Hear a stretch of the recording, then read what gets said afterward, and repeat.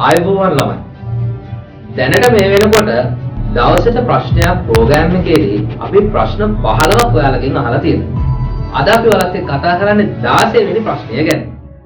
ඉතින් ලංකාවේ 10 වසරේ 11 වසරේ කොමර්ස් කරන දුවල පුතාලගේ 16 වෙනි ප්‍රශ්නය තමයි දැන් මේ අහන්නේ. නිෂ්පාදන සාධක යනු මොනවාද? අපි දන්නවා අපිට ජීවත් වෙන්න අපේ අවශ්‍යතාව වමනා ඉටු කරගන්න ඕනේ. ඉතින් මේ අවශ්‍යතාව වමනා ඉටු කරගන්න අපිට භාණ්ඩ හා සේවා පාවිච්චි කරන්න වෙනවා. ඉතින් ව්‍යාපාර මොකද කරන්නේ? අපේ අවශ්‍යතාව වමනා ඉටු කරගන්න ඕනේ කරන භාණ්ඩ හා සේවා ටික නිෂ්පාදනය කරනවා. ඉතින් මේ භාණ්ඩ හා සේවා නිෂ්පාදනය කරන්න භාවිතයට ගන්න දේවල් වලට අපි කියනවා නිෂ්පාදන සාධක කියලා. ඒක මේ විදිහට නිර්වචනය කරන්න පුළුවන්.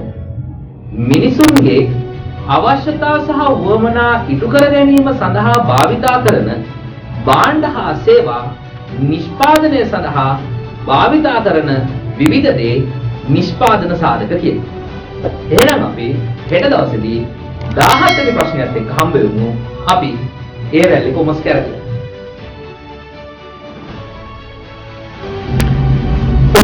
education ඉගෙන ගන්න හොඳම තැන